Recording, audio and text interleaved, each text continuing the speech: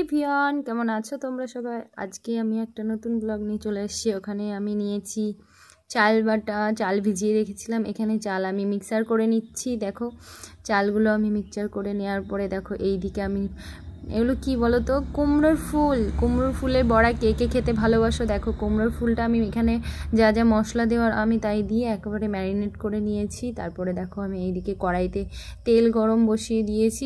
তেলটাও আমি গরম বসিয়ে দেওয়ার পরে তেলটাও আমি গরম হয়ে গেছে পরে বড়াগুলো দিয়ে দিচ্ছি। তোমরা কে কে কুমড়োর বড়া খেতে ভালোবাসো? আমি তো ভীষণ ভালোবাসি, আর খেতেও খুব স্বাদ হয়।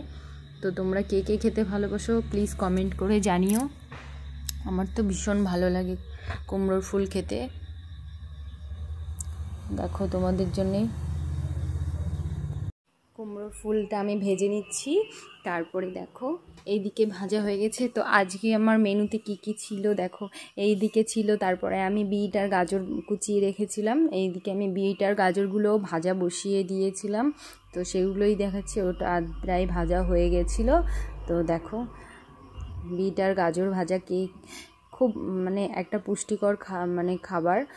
আমাদের শরীরে রক্ত যদি না থাকে তো বিটটা আমাদের জন্য খুবই উপকারী, আর গাজরটা তো খুবই। তো দেখো আমি বিট আর গাজর ভাজা করে নিচ্ছিলাম, আমার বড়মশাই খেতে চাইছিল। আর এই দিকে দেখো আমি মাছের তেল দিয়ে তোমার বেগুনটা ভেজে রেখেছিলাম আগেই। তো মাছের তেল দিয়ে ভেজে রেখেছি। আর ওখানে আমি বানিয়েছিলাম ভাত ছিল আর কুমড়োর তরকারি ছিল। আর আমি আজকে ভেজেছি মাছ। এইদিকে আমার বড়াগুলোও ভাজা হয়ে গেছে। তারপর আমি এইদিকে একটু চলে আসলাম তোমার জামা কাপড় শুকোতে। তো আমি আজকে রান্না করেছিলাম, তোমাদেরকে তো বলাই হয়নি, মাছের তেল দিয়ে আমি ভাজার পরে ওটা তার মধ্যে আমি আবার মাছের কিছুটা ডিম এনেছিল, তো সেটারও বড়া করেছিলাম। তো দেখো আরেকটা আমার ছেলের জন্য মাছ ভাজা রেখেছিলাম। তো আমার ছেলের সাথে এইদিকে যেন আমি জামা কাপড় নেড়ে তারপরে যেন কি একটা গল্প করতে এসেছিলাম। তো আমার ছেলেকে বলছিলাম, বাবা আমাকে হামি দাও। আর আমার ছেলে বলছিল, মা জুতো পরিয়ে দাও, আমি যাব, ওর পাপার দোকানে যাবে বলে ওই জন্য বলছিল, মা আমাকে জুতো পরিয়ে দাও।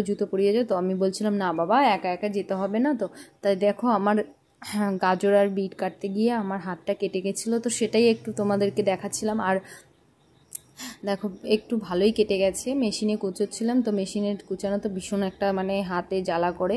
তো ওর বাবা আমাকে এই হাতে ব্যান্ডেজটা করে দিয়েছিল। তো দেখো বাইরের আজকে অনেক দিন পর, প্রায় 3-4 সপ্তাহ পরে আজকে একটু রোদ উঠেছিল। তো রাত্রে সন্ধেবেলার দিকে আমি একটু ফুচকা বানিয়েছিলাম ঘরে। তো সেটাই আমি দেখাচ্ছিলাম। তো ফুচকা বানাতে গিয়ে আমি এখানে টক জল, আলু সব কিছুই করেছিলাম, কিন্তু ওগুলোর ফুটেজ আমার নেওয়া হয়নি। তো কে কে ফুচকা খেতেও ভালোবাসে ওটা প্লিজ কমেন্টে জানিও। আমি সব ঘরোয়া পদ্ধতিতেই বাইরের থেকে আমি কিনে এনেছি, সেগুলোই আমি আর কি নিজেই বানিয়ে করে খেয়েছি। কিন্তু টক জলটা আমি নিজে করেছি, আর আলু মাখাটাও আমি নিজে করেছিলাম। ফুচকাটা রেডিমেড কেনা ছিল, সেটা ভেজে আমি এইভাবে বানিয়েছিলাম। তো সবাইকে দেওয়া হয়ে গেছিলো, বাকি আমি আর আমার ছেলে খাবো বলে বানাচ্ছিলাম। তো দেখো এখানে 5টা ফুচকা নিয়েছিলাম, আরও বানাতেই আমার ছেলে খেয়ে নিয়েছে, আর আমিও একটা খেয়েছিলাম, বেশ ভালো হয়েছিল খেতে।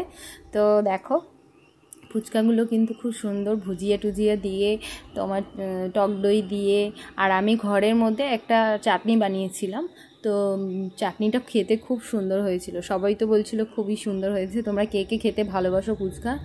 আমার তো খুব পছন্দ হয়। আমার কি বলো তো, এখানে বাইরের ফুচকাটা আমার পছন্দ হয় না, আমাদের ওখানের মতন ফুচকা এখানে হয় না, আমি যতদূর যেটা জানি, আমার ভালো লাগে না এখানের ফুচকা।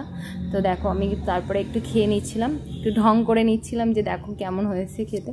আমার তো ভীষণ ভালো লেগেছে ফুচকা খেতে। তোমরা কে কে ফুচকা খেতে ভালোবাসো অবশ্যই কমেন্ট করে জানিও। আজকে সারাদিন যা যা করলাম তোমাদের সাথে একটু শেয়ার করলাম। টাটা বাই, তোমরা ভালো থেকো, লাইক করো, সাবস্ক্রাইব করো।